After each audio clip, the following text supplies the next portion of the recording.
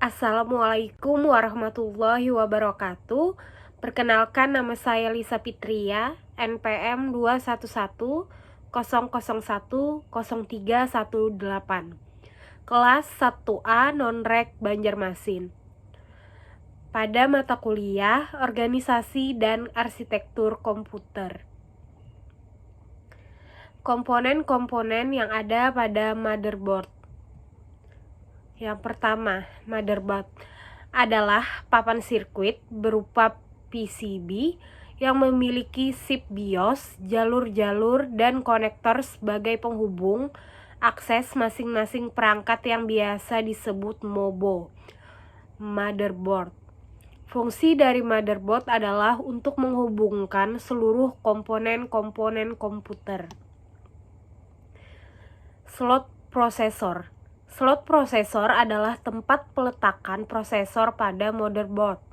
Dudukan ini berbentuk segi empat dengan lubang-lubang kecil tempat tertancapnya kaki-kaki atau pin-pin prosesor yang tersusun membentuk matriks dua dimensi yang berfungsi untuk meletakkan prosesor ke motherboard.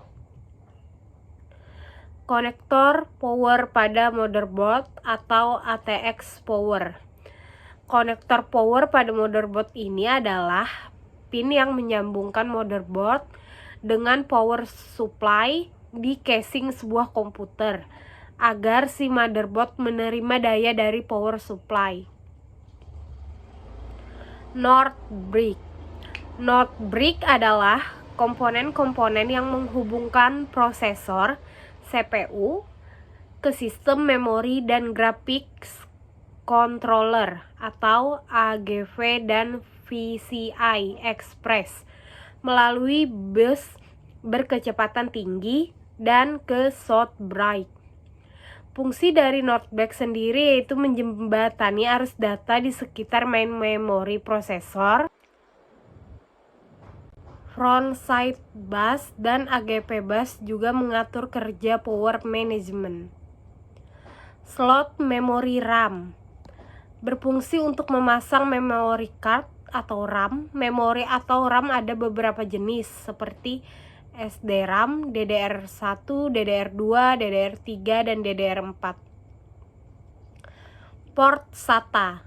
SATA singkatan dari serial ATA yang berfungsi untuk menghubungkan media penyimpanan seperti hard disk atau SSD ke motherboard. Slot PCIe. PCI Express adalah slot ekspansi yang didesain untuk menggantikan PCI bus yang lama.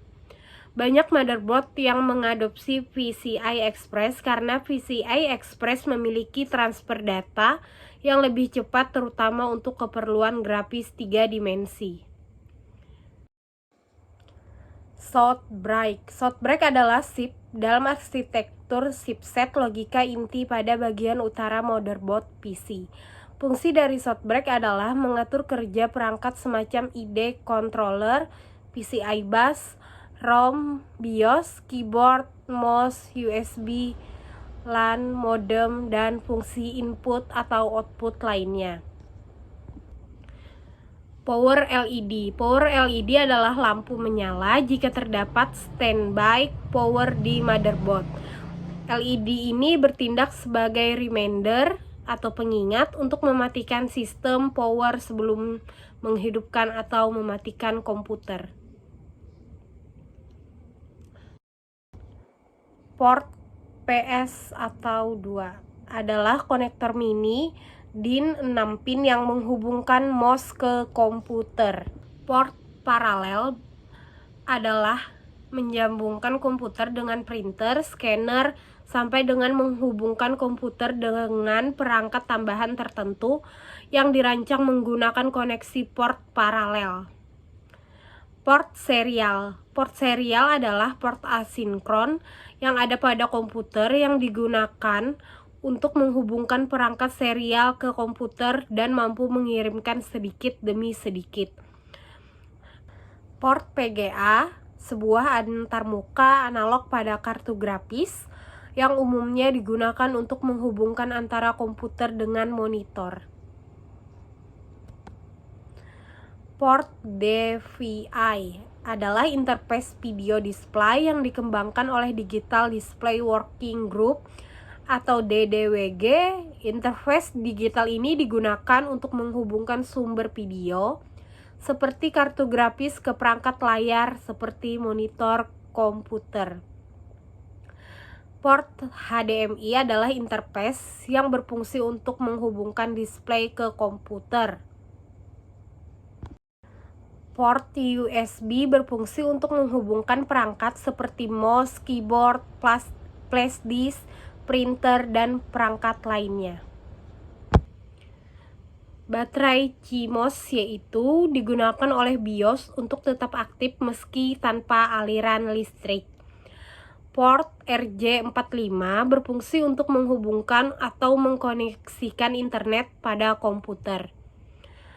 Port audio terbagi menjadi 3, yaitu port line jack yang berwarna biru untuk menghubungkan komputer ke sumber dari audio, port line out jack yaitu berwarna hijau untuk menghubungkan ke headphone atau headset, kemudian yang terakhir port mikrofon yang berwarna pink untuk menghubungkan mikrofon pada komputer. Pin CPU fan yaitu berfungsi untuk memberikan daya ke kipas prosesor agar dia dapat menyala sehingga bisa mendinginkan prosesor. Pin front panel berfungsi sebagai konektor dari casing ke motherboard sehingga kita bisa menyalakan komputer melalui casing. Sekian penjelasan saya mengenai komponen-komponen komputer. Salah hilap mohon maaf. Wassalamualaikum warahmatullahi wabarakatuh.